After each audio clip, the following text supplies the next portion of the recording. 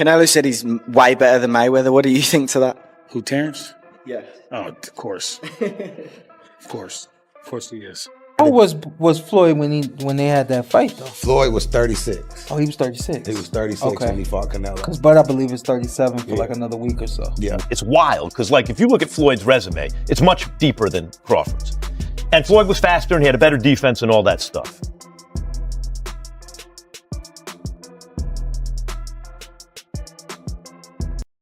Xander Zayas is not intimidated by Jaron boots and his knockout power.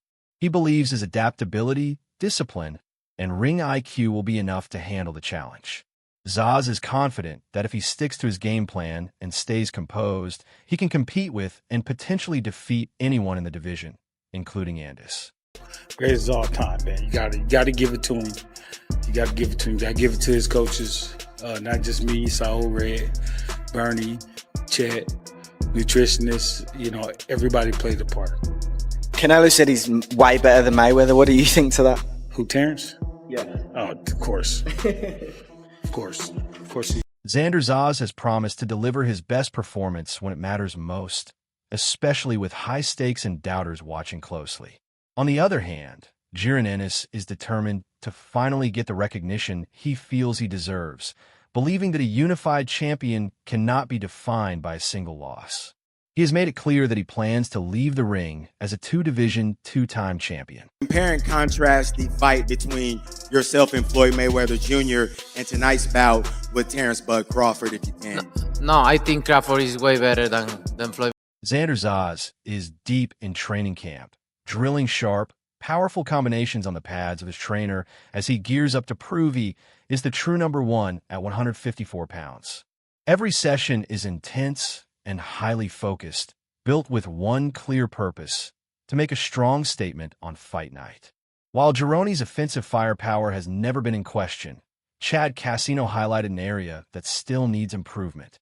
He praised Boots as an incredibly skilled fighter, but noted that he still gets hit too cleanly at times and could benefit from tightening up his defense.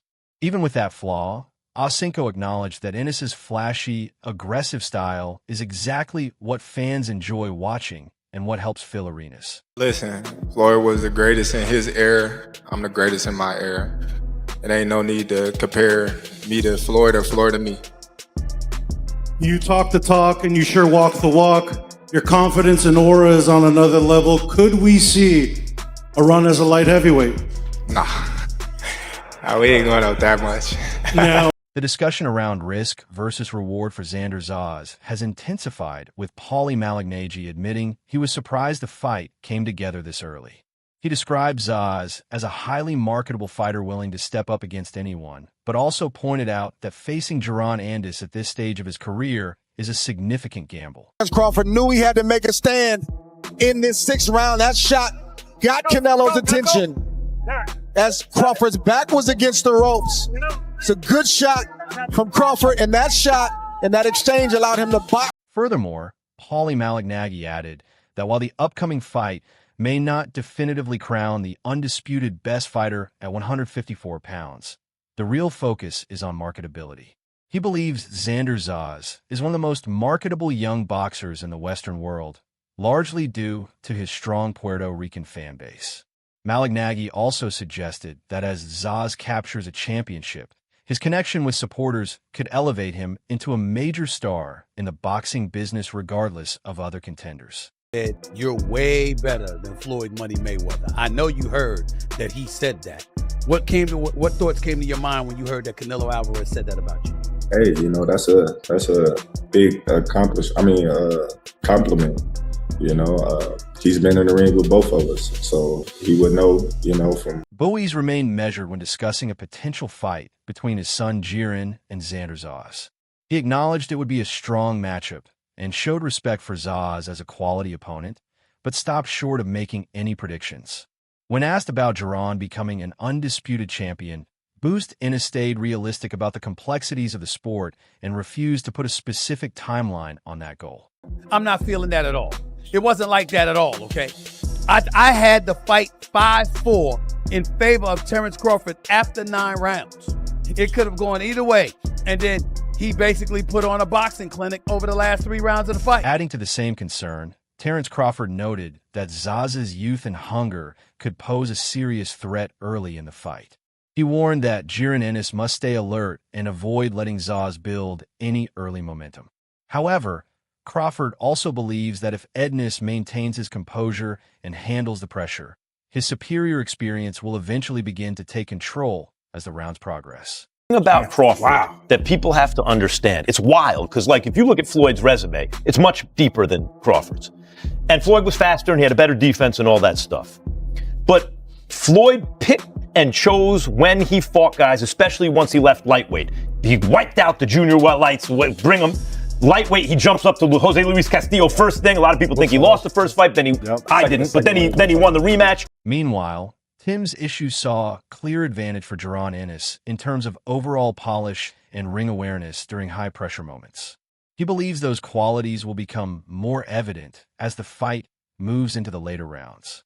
If Ennis can maintain control and stay composed, Zoo expects him to pull away and secure the win. The art of knowing when to fight somebody and when not to fight somebody. I mean, that he's the best in that game. He's the best in, making money and making all the, the huge fights happen. But why? Because he was timing every single one of them. He never fought nobody really in their prime. He always after junior lightweight. Junior lightweight, he changed the game in the worst way possible. You're right. Everybody's trying to protect their own. I had to break that, right? In essence, Andre Ward believes Jaron Ennis has a defensive flaw as he can be hit cleanly at times. He is concerned that Xander Zayas's power could potentially exploit this vulnerability more effectively than Ennis's previous opponents. However, Ward also added that if Zayas were to defeat Ennis, it would signal his arrival as Puerto Rico's next major boxing superstar. I think Crawford is better, bigger. He's actually he moved in weight class, and I would say Crawford is a better fight all around fighter. Furthermore, Andre Ward stated that if Jaron Ennis can decisively defeat Xander Zayas, it would confirm his widely recognized potential and prove he is fully ready for the biggest stage in boxing. Outstanding. Yeah. Outstanding. I already knew it was going to happen, but I thought he was going to stop him in the 8th or 10th round. Yeah, that's what I was going for. What's that? That training.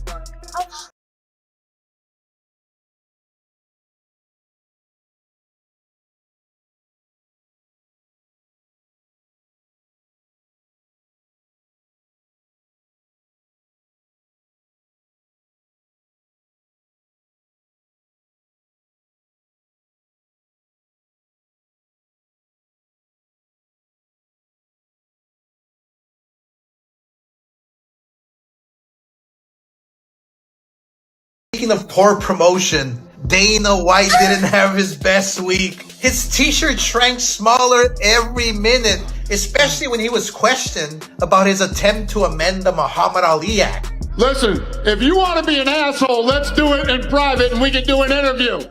So you're saying this reporter's an asshole because he's asking you a legitimate question? Fuck that dude.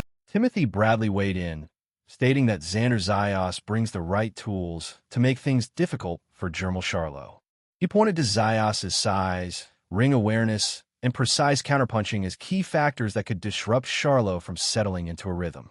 Bradley also believes Zayas' offensive approach is built to capitalize on any defensive lapses from Charlo. Muhammad Ali Act protects fighters, and TKO needs it to change so they can fuck fighters over. Sorry, Uncle Fester. You can't muzzle the boxing media like you do in the UFC. That's right. And after this debacle, he decided to skip the undercard and shows up in the beginning of the main event where he's just watching the UFC on his phone the entire time. Bradley rejected the idea of an easy night for Charlo, viewing the fight with Zayas as far more competitive than many expect.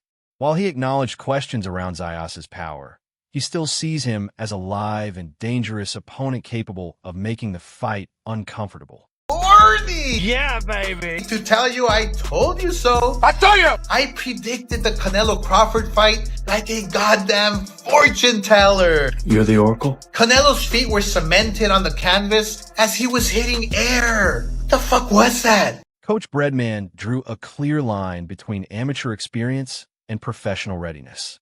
He pointed out that Xander Zayas turned pro early and never competed at the Olympic or World Championship level. While Jermall Charlo came through a very different developmental path, Breadman believes Charlo is still close to his physical peak, making any direct comparison between the two feel premature at this stage. But as you guys can see, want to make sure you close so you get people to break down a little bit. Follow Nick. Nick, get the people to break down. One of 99 in the world, land delay. This has delivery miles on it. Breadman admitted there's still unknowns heading into this fight, but he strongly favors Charlo. He believes Zayas could potentially pull off an upset, but when it comes to pure skill, he sees a clear gap between the two. Breadman even predicted a stoppage, saying that unless something unexpected happens, he cannot envision Charlo losing this fight. Wins in a fight, you or Prime Floyd? Me. No questions? Why would you think that I would say Floyd? You know, that's one of my favorite fighters. But yeah, nah.